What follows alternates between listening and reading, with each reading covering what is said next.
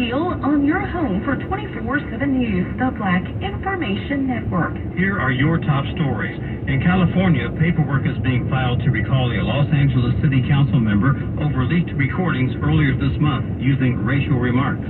The New York Post says it fired an employee who posted racist, violent, and sexually charged headlines targeting politicians. And the Savannah City Council is considering whether or not to change the name of Calhoun Square. It's named after former Vice President John Calhoun, who defended slavery. He was from South Carolina. WSAV reports many people came out to speak at the council meeting in favor of selecting another name. A man has been found guilty of a hate crime after stabbing another man outside of a convenience store in East Ventura. The Black Information Network's Bree Wood has more. In May of 2021, the white man started saying racial slurs, including the N-word, to a black man inside a Circle K store. He then followed the man outside where a fight broke out and stabbed him. The victim was hospitalized with serious injuries but made it out alive.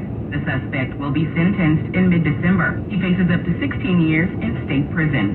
I'm Bree Wood on the Black Information Network. Pending home sales are falling as mortgage rates surpass 7% for the first time in 20 years. The National Association of Realtors says sales of homes dropped 10% in September, which is more than double what analysts had expected. The group's chief economist noted the impact of inflation on the housing market as the Federal Reserve hikes interest rates. Pending home sales fell across all regions of the country, with the Northeast experiencing the biggest monthly drop. Richmond, Virginia can now take down the last remaining Confederate statue in the former capital of the Confederacy. Here's Trey Thomas with the latest. The statue of Confederate General A.P. Hill sits in the middle of an intersection next to an elementary school. The city has wanted to move the statue to its Black History Museum, but Hill's family argued that the city couldn't move the statue because it stands near his grave, making it a burial site. Tuesday, a circuit court judge agreed the statue is a war memorial and under the city's jurisdiction. I'm Trey Thomas. Bank of America's CEO says consumer spending in the U.S. hasn't slowed down yet. Speaking to CNBC, Brian Moynihan said a combination of a slowed down economy and higher interest rates would lead people to think a slowdown in spending would come. However, he said it hasn't happened yet. The Opportunity Fund has awarded $251,000 to 13 arts and culture projects in Charlotte-Mecklenburg. According to the City of Charlotte, the fund supports local arts and culture programs and initiatives that normally could not be as well funded or fall outside of current grant cycles in the Charlotte-Mecklenburg metro. Projects must fall within the guidelines set by the larger Infusion Fund, which is a city partnership aligned with the Foundation for the Carolinas and many private donors, which will support arts and culture through mid-2024. I'm Mike Island, along with Nicole Deal, on your home for 24/7 News, the Black Information Network.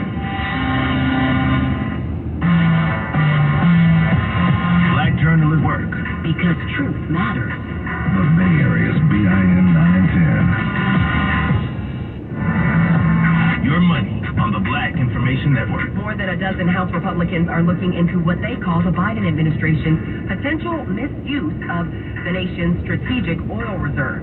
13 GOP members of the House Oversight and Reform Committee sent a letter to the Energy Department requesting documents about releases from the Strategic Petroleum Reserve that were aimed at bringing down high gas prices.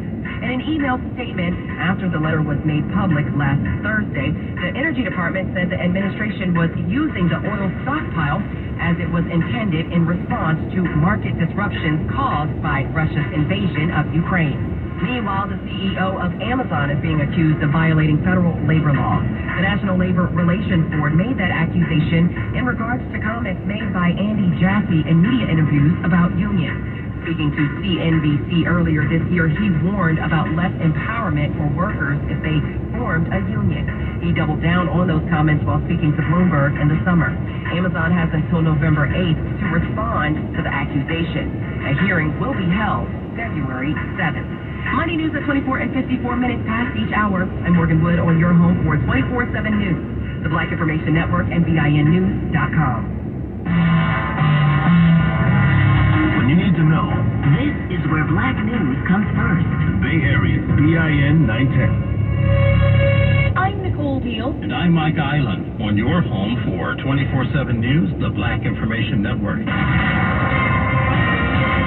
95% of black voters say criminal justice and policing is a somewhat important or very important dynamic in deciding how they will vote this November. That's according to a recent GRIO and KFF survey.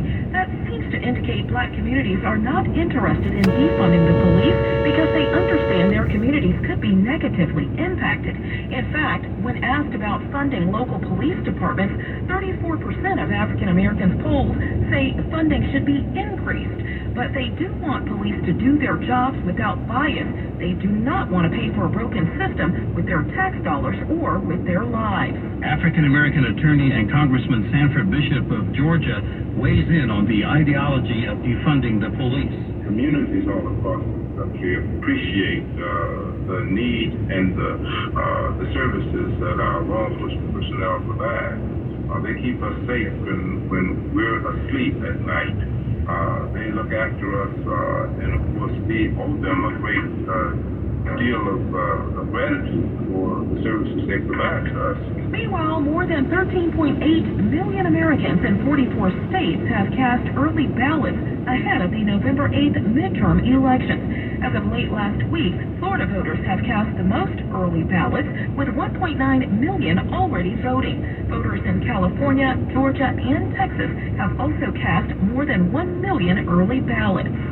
And finally, Democratic Senator and Pastor Rafael of Georgia talks about the diversity that brought him to power as the first African American from Georgia elected to the U.S. Senate. And he's only the 11th in the history of our country. Me and John Ossoff, and calling my brother from another mother, we rode in on a wave of a multiracial, multi-ethnic, multicultural, multi-religious coalition of conscience, a sea of diverse humanity. Stay with the Black Information Network for more updates on the 2022 midterm elections. I'm Nicole Deal, along with Mike Island, on your home for 24/7 News, the Black Information Network. Now here's Don Marshall with Healthy Minutes. Most states will turn the clocks back an hour on Sunday, November 6th, but daylight saving time is generating some growing health concerns.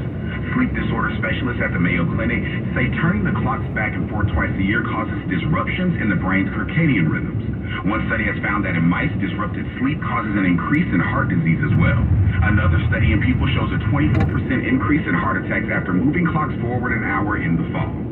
And a friendly reminder this Halloween season to take care with the amount and kinds of candies your children eat.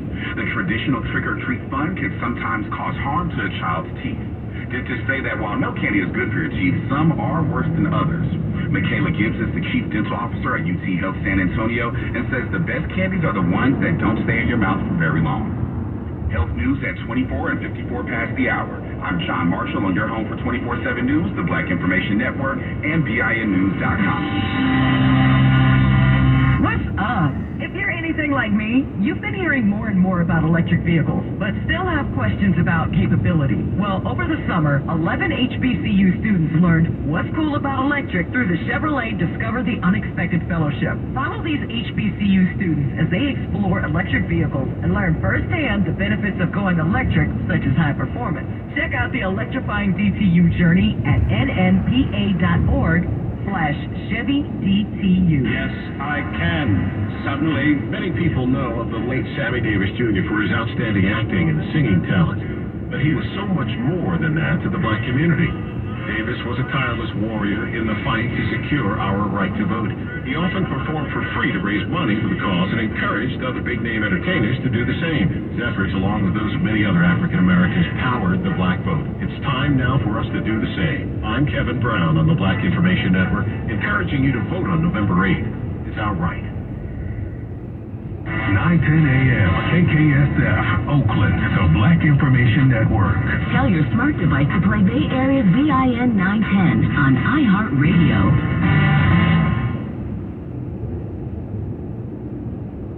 I'm Vanessa Tyler. And I'm Mike Stevens on your home for 24/7 News, the Black Information Network. The shot fired by now former Grand Rapids